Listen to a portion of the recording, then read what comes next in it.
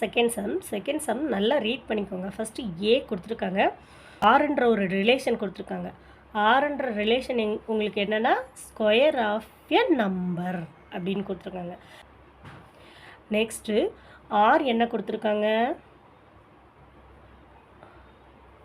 R நமக்கு என்ன கொடுத்துருக்காங்க, ஸ்கொயர் ஆஃப் எ நம்பர், ஒரு நம்பர் இருக்கணும், அதோட ஸ்கொயரும் இருக்கணும், அதுதான் ரிலேஷன் கொடுத்துருக்காங்க. அப்போ ஒரு நம்பர் இருந்தால் அதோட ஸ்கொயரும் இருக்கணும். 1,1. இப்போ 2 போட்டிங்கன்னா 2,4, 6 6 36. 7 போட்டிங்கன்னா 7 7 49. அது ஏ நம்ம செட் ஆஃப் எலமெண்ட் ஏக்குள்ளே இல்லை. ஸோ இதோட ஸ்டாப் பண்ணிக்கலாம். அடுத்து என்ன சொல்லியிருக்காங்க, right R is a subset of A cross A. A cross ஏயோட சப்செட் வந்து ஆறுன்னு நீங்கள் ப்ரூவ் பண்ணணுமாமா. அப்போ ஏ கிராஸ் ஏ நம்ம ஃபைண்ட் அவுட் பண்ணணும்.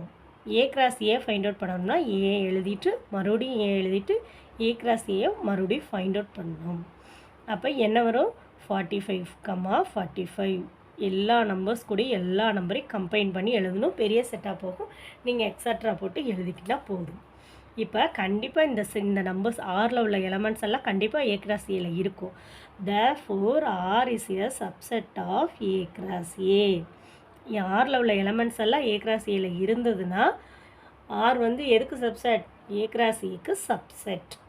சரிங்களா? நெக்ஸ்ட்டு என்ன வேறு என்ன கேட்டிருக்காங்க, find the domain and range of R. ஆருக்கு தான் கேட்டிருக்காங்க. ஸோ ஆர் என்னன்னு நம்ம முதல்ல பார்த்துக்கணும். ஆரில் டொமைன் கேட்டிருக்காங்க. டொமைன் ஆஃப் ஆர் என்ன, ஃபர்ஸ்ட் லெவலில் எலமெண்ட். அப்போ 1 செட் ப்ராக்கெட் கண்டிப்பாக போடுங்க, 4 5 6. அடுத்து ரேஞ்ச் ஆஃப் ஆர். ரேஞ்ச் என்ன நமக்கு, செகண்ட் உள்ள எலமெண்ட். 1 4 9 16 25 36. இதான் ரேஞ்ச். அவ்வளோதான் செகண்ட் சம்.